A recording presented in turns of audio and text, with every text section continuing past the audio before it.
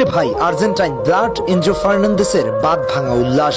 গায়ের জার্সি খুলে হন্তদন্ত হয়ে দৌড়াচ্ছিলেন তিনি। কি এমন করে ফেললেন যার জন্য দর্শক থেকে কোচিং স্টাফ সবাই যেন আনন্দে আত্মহারা।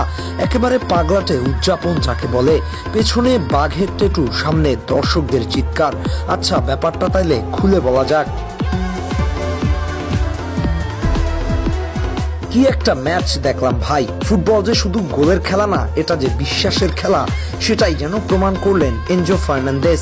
এই ম্যাচটা আবারও মনে করিয়ে দিল ফুটবলের শেষ মিনিট পর্যন্ত ভরসা করা যায়। ওয়েস্ট হ্যামের বিপক্ষে 2-0 গোলে পিছিয়ে পড়েছিল চেলসি। সময় গড়াচ্ছে, গ্যালারিতে নীরবতা বাড়ছে। সবাই তখন ভেবেছিল চেলসি এই ম্যাচ নিশ্চিতভাবে হারতে যাচ্ছে।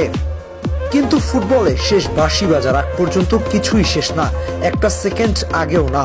57তম মিনিটে জোয়াও পেদ্রোর গোল, ঠিক তার কিছুক্ষণ পরে 70তম মিনিটে সে কুকুরুল্লার সমতায় ফেরানো গোল।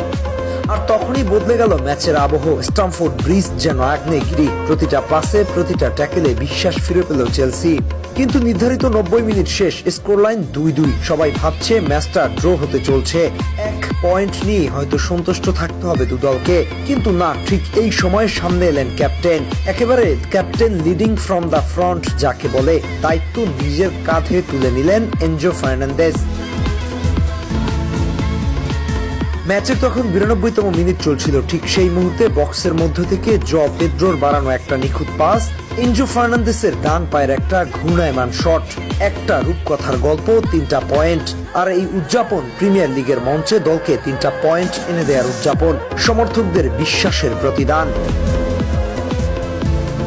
পুরো ম্যাচ জুড়ে একটা গোল, টোটাল 3টা শট, একটা অন টার্গেট, 2টা shot block, 86% accurate pass, 84% pass ছিল অপোনেন্ট হাফে, 92% নিজেদের হাফে, 10টা একুরেট লং বল, 108টা টাচ, যেখানে 2টা ছিল আনসাকসেসফুল, একটা ইন্টারসেপশন, 2টা ক্লিয়ারেন্স, 3টা রিকভারিজ, 4টা গ্রাউন্ড ডুয়েলস উইন, 2টা এরিয়াল ডুয়েলস উইন।